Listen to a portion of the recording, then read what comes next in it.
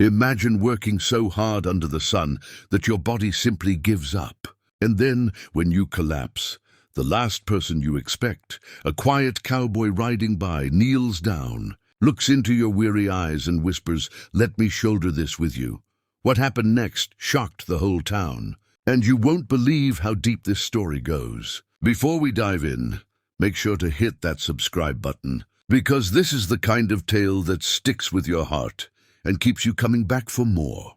The dry wind rolled over the plains of Wyoming, carrying dust, whispers of forgotten cattle drives, and the ache of an endless summer, where survival felt like a burden too heavy for most shoulders to bear. But on the edge of those wide brown fields lived a young woman named Claire, whose life was defined by the crack of dawn and the stubborn refusal to let hunger starve her land into silence. For she had inherited nothing but acres of soil that demanded more from her than any one person could give. And so she worked until her palms split open and her knees gave way in the dirt, all while the town passed rumors about the girl who tried to run a ranch alone. A girl with no family left after sickness had swept her parents away, leaving her to bend beneath debts and broken fences. Yet despite it all, she pressed forward, as though the memory of her father's voice saying, "Don't ever let the land win over you," carried her through each grueling day. And that is how the cowboy named Eli found her. Slumped against a fence post, hair tangled with sweat, breath shallow from the sheer weight of exhaustion, his shadow falling across her fragile frame as he dismounted and wondered how much of her fight had been hidden from the eyes of neighbors, too blind to see pain, when pride dressed itself as grit. And when her eyes fluttered open to see him, she tried to rise but stumbled, muttering that she had no need of help. Yet his voice, low and steady, cut through the dust. "Let me shoulder this with you." At first, Claire hated the offer, for help to her meant weakness, and weakness had no place on land that demanded blood before it offered bread. But Eli was not like the others who came to gawk or whisper behind her back about failure waiting to happen. He carried the calm patience of a man who had seen storms tear down barns and still had the will to rebuild them. And he began showing up without asking, patching fences, hauling water, tending cattle with a kind of silent respect that didn't rob her of dignity, but gave her space to fight alongside him. And soon the rhythm of the ranch began to change. Her tired breaths now matched with his steady ones, her long nights of worry eased by his soft reassurances that debts could be managed, that no field was too ruined to be revived. But with this came whispers in town, neighbors suggesting that Eli had his own motives, that men never give without wanting something in return. And one evening Claire overheard such talk in the feed store and felt anger boil in her chest. Not at Eli, but at herself, for allowing someone to get close enough to stir rumor. For her parents had always warned her that trust, when misplaced, was more dangerous than drought. And so she confronted him, eyes fierce under the sunset, asking what he truly wanted from her. And his answer was nothing more than a chance to keep you standing, which left her torn between the aching need to accept him and the fear that opening her heart would undo every wall she had built since the day she buried her family. Yet deep down, she knew storms were coming that neither pride nor solitude could hold back forever. And when the first letters from the bank arrived threatening foreclosure, her resolve began to crumble like the edges of her fields beneath the scorching wind.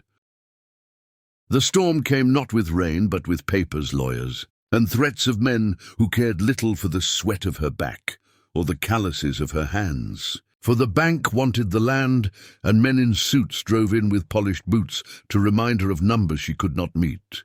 Yet Claire refused to let go, telling them they would have to drag her body off the soil before she signed away her birthright. And when Eli heard this, he stood taller beside her, shoulders squared, insisting that they fight it together. But she, blinded by pride and fear of owing him more than gratitude, pushed him away, telling him to leave before she became just another burden for him to carry. And for days he was gone, his absence heavy like a hollow echo in the barn. Yet when the men returned with trucks to stake their claim, Claire stood alone, shotgun in hand, trembling not from anger but from despair.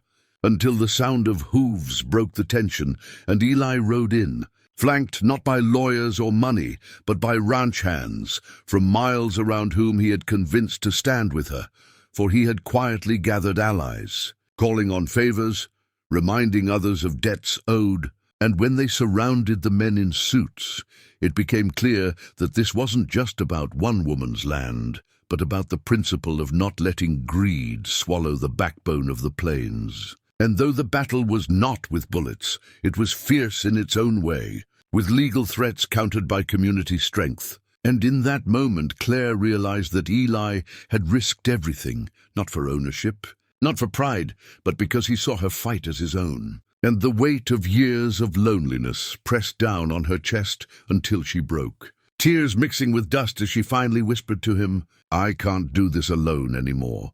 What followed was not the smooth road that fairy tales promised, but a season of storms where every sunrise felt like a test from the heavens themselves.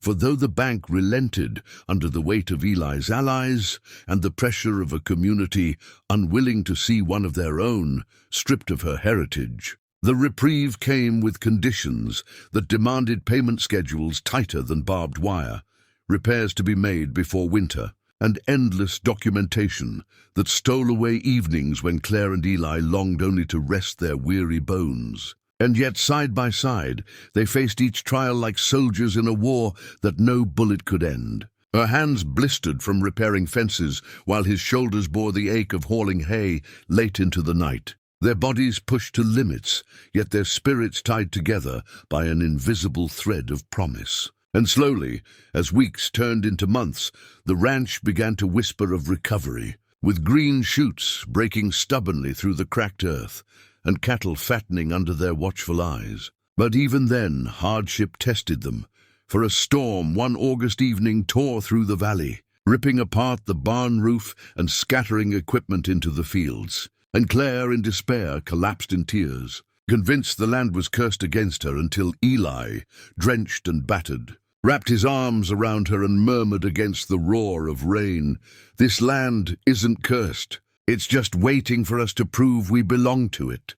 Words that struck her deeper than any sermon. And in that moment, she realized that strength was not found in never breaking, but in finding someone willing to stand in the wreckage with you and build again. So they rebuilt plank by plank, nail by nail, each strike of the hammer a defiance against fate.